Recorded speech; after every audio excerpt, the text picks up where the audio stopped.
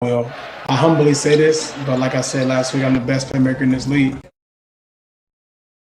Russell Westbrook breaking the triple-double record. Are you not entertained, friends? He can do it all. LeBron expected to return tonight. Can he lift the Lakers out of the play-in? And how far can the Celtics go without all-star Jaylen Brown, unfortunately out for the rest of the season? Call your friends.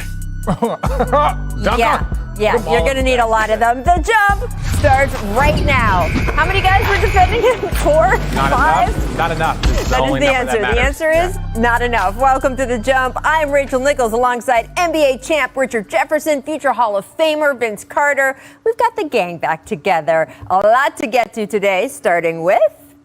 If you had told me at the start of the season we'd have a night in May when one of the Wizards stars got love from the whole league for setting an impressive record, at the same time the team's other star got into a multi-tweet beef with an opposing player, I would have believed you. I just probably would have switched which name went with which accomplishment. After all, it's Russell Westbrook, who is known for his epic feuds with Kevin Durant, Joel Embiid, half the Portland Trailblazers, while Bradley Beal is supposed to be the nice guy who scores a lot of points. Cut to what actually happened last night, though, and it was Russ who was wrapped in good vibes thanks to this rebound in the fourth quarter of the Wizards game against the Hawks.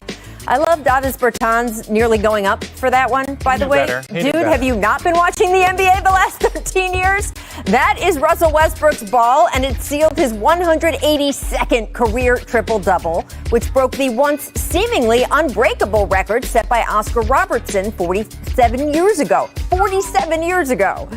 Congratulations poured in from every corner of the league. One of the nicest touches was a video that included the other guys near the top of the triple-double list. Magic, Jason Kidd, and of course, Oscar. And personally, I've been very open on this show. I think it is tremendous fun watching Russell Westbrook play basketball. I do think his triple-doubles affect winning. His teams have a 136-46 record on those nights. And I don't think they are the result of empty stat padding.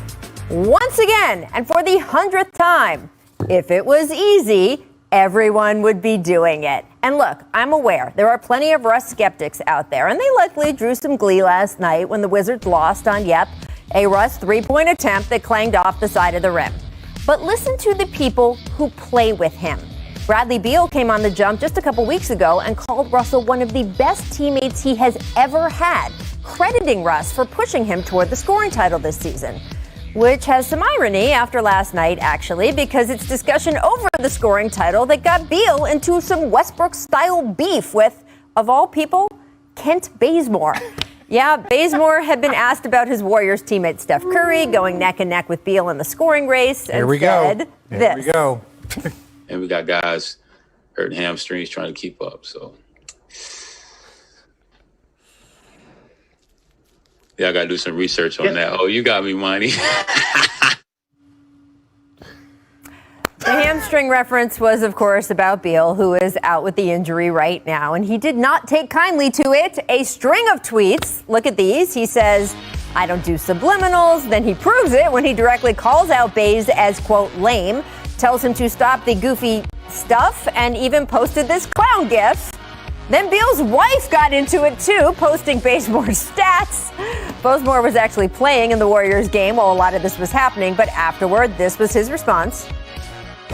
Whatever. It kind of got out of hand. I didn't check my phone all day until after the game, so it's kind of blowing up. But, I don't get involved in that crap, man. I'm going to go home, love my wife, watch some Peaky Blinders, and go to bed, dude. I got work to do tomorrow.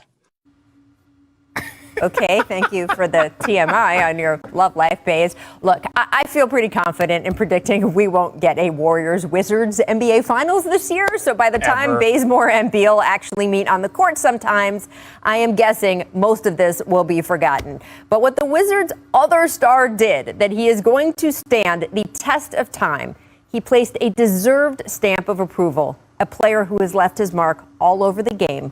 Congratulations to Russ. Vince, you called that game last night. Let's just start with the Russ part. We'll get into the Bradley Beal part in a minute. But what was your reaction in the moment of Russ breaking that triple-double record? I'm all for being a part of history and being in the building for history. I mean, it's right in front of us. I got the opportunity to play with a guy by the name of Jason Kidd. RJ, you might know him. And to watch Jason Kidd do what he was doing on the court and how easy it seemed to get triple doubles at that time, we thought, okay, 181, he might not catch. Oh, look at those guys. 181, he might not catch. Magic Johnson, it's possible. But then you see Russell Westbrook come around and make it really look easy. And I mean, scoring, yes, we know he can score. Rebounding, he rebounds with the best bigs in the game, and assisting, and he's just sacrificed a lot as far as just taking hits. And like you said, that number of 136 and 46 means something to me. Mm-hmm. You know, that's like 74.7%. Like, that's a winning percentage, and that means he's getting it done. And one thing I am proud about Russell Westbrook is he's continued to still play his game and do it like he's going to do it. And I mean, 182. I have five in my career. You know, so he's just made it look easy, and it's not. Yes. Well, I have one, so that was fun. So we have six total. So six his total. 182. But no. I think, you know, to give you guys an example, obviously, you know, me and Vince, we played with Jason Kidd, who was Mr. Triple-Double of his era, right? It was after Magic Johnson. It was him. It was Grant Hill. LeBron James came a little bit later, but Jason Kidd would sit on the back of the bus and we would talk about, man, you had another triple-double, and he would like, yeah, and we would look at the numbers, and he passed Larry Bird, and he was like, yeah, I don't think anyone's ever going to be able to catch Oscar. Because like those were the words out of Jason Kidd's mouth. Right. Like one of the greatest of all time.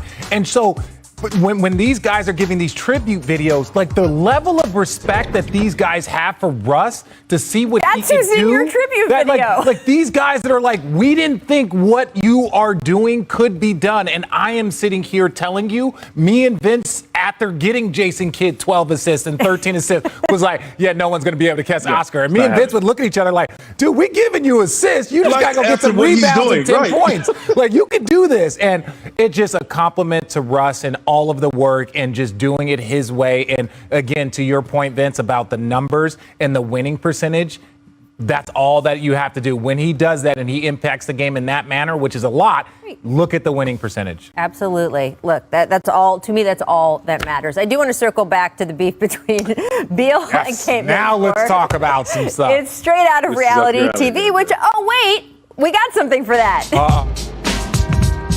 This is the true story. True story. Of 17 strangers Picked to play on a team. We're all adults. Work together. I can't do you guys' job. You guys can't do my job. And have their lives taped. That's frustrating. Find out what happens when people stop being polite. And start getting Beal. Oh, I know, dog. the Beal world. DC.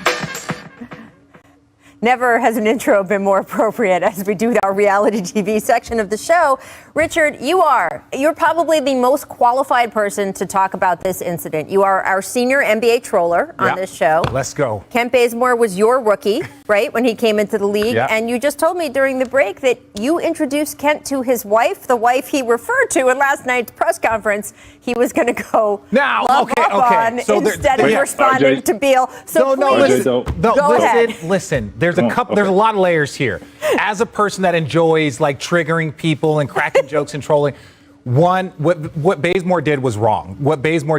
You don't ever want to crack. You could crack jokes about players. You could say that, but to kind of laugh the way you did about a guy that's injured, right? And this is not something that Bradley Beal is new to. He's been scoring like this for a couple of years. Mm-hmm. So this is who he is. This is how he approaches the game. But to kind of crack jokes about an injury and something like that, especially given all the COVID, look, you should get shots taken right back at you directly.